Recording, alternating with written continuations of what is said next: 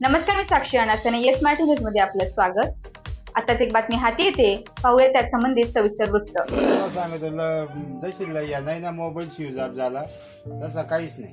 बरं हे पोर असं धडाधडा त्याचा जीव करी त्याला असं आम्ही उराशी घेतलं। पत्रे म्हणजे राहिलेच नाही, पूर्ण तुटूनच गेले। असं वाघाड तालुका दिंडोरी येथे अवकाळी पावसामुळे नुकसान।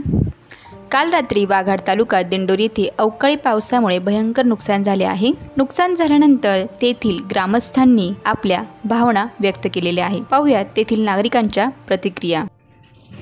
आईला रामदास धुळे, माझं घर उडून गेलं, माझे लहान लहान पोरं आहेत, ते आता मी कशी करतो?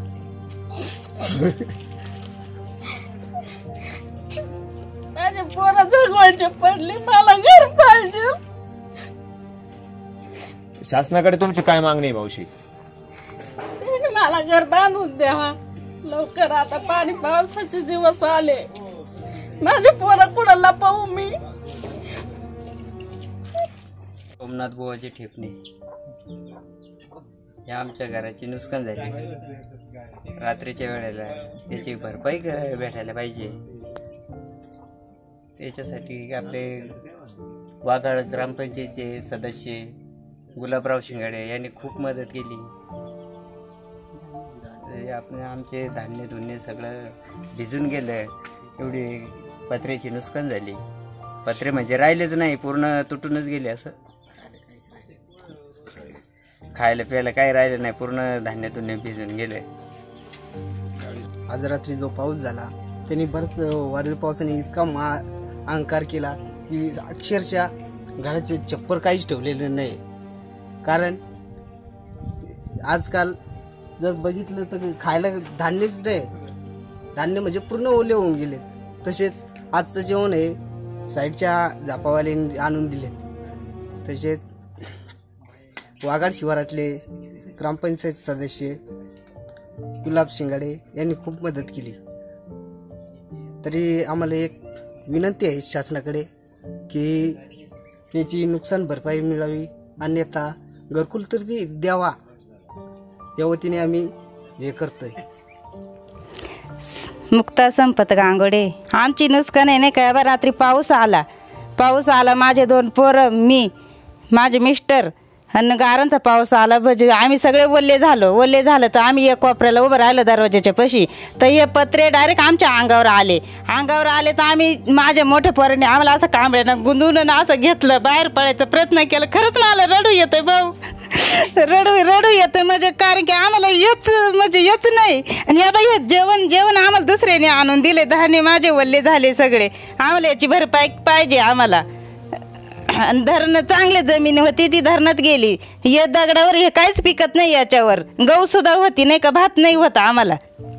तुम्ही घरकुल योजनेसाठी अर्ज केला होता का? केलं तर पण नाही झालं ते आमचं। घरकुल योजना हे प्रत्येकाला घर दिलं जातं, अशी योजना राबवली गेलेली आहे। परंतु आज तुम्ही किती दिवस झाले अर्ज करून घरकुल? आम्हाला मस्त 5 का 10 वर्ष झाले, आम्हाला घरच नाही येऊ राहिलं।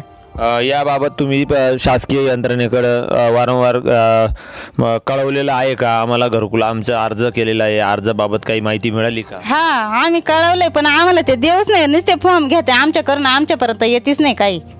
आपल्याकडे केंद्रीय राज्य आरोग्य मंत्री आहे, त्यांनी याबाबत तुम्ही काही त्यांना पण माहिती दिली होती का?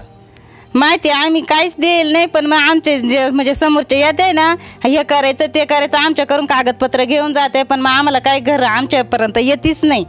घरकुलाच्या योजनेचा तुम्हाला लाभ मिळालाच नाही? हा, नाही मिळालं। सांगा ते बा तुम्हाला घरकुल द्यायचं, आम्ही कागदपत्र करतोय, सगळं करतोय, पण मग आमच्यापर्यंत येतीच नाही। आता मस्त 5-6 वर्ष का 10 वर्ष होत आले आमचं घरकुलच नाही। ह्या कच्च्या घरात तुम्ही किती दिवसापासून राहता? 5-6 वर्ष राहते, म्हणजे 6 वर्षे। आपल्या कुटुंबात या अवकाळी पावसाने जी घराची नुकसान झाली त्यामध्ये कोणाला दुखापत झाली आहे, लागलंय का? दुखापत कोणाला नाही, पण मग रात्री नाही का माझे मिस्टर पत्रा पडत होता, आम्ही तेवढंच वडून घेतलं, पलंगावर झोपेल होते ते, आम्ही तेवढंच वडलं त्यांना, नाही तर पत्रा डायरेक्ट त्यांच्या डोक्यात पडत होता। मी गुलाब शिंगाडे, ग्रामपंचायत सदस्य वाघाड, जे वाघाड शिवारामध्ये 20 ते 25 घरं पूर्ण वादळी वाऱ्याने पूर्ण जमीनदोस्त केले। अंतोनात नुकसान झाले, धान्यांची नुकसान झाली, पत्र्यांची नुकसान झाली। तर याच्या शासनाने अतिशय गंभीर दखल घेऊन या शेतकऱ्यांना न्याय द्यावा हीच माझी नम्र विनंती आहे। ग्रामसेवक, तलाठी यांना वारंवार फोन करून त्यांचा पाठपुरावा करून पंचनामे करून घेतले। तर पंचनामे करून घेऊन ते पुढं तहसीलदार कार्यालयात पाठपुरावा करून या लोकांना न्याय मिळवून देईल याची माझी इच्छा आहे। अशाच प्रकारच्या ताज्या घडामोडींसाठी yes Marathi news YouTube channel share करा, सबस्क्राईब करा, लाईक करा आणि पाहत राहा येस मराठी न्यूज।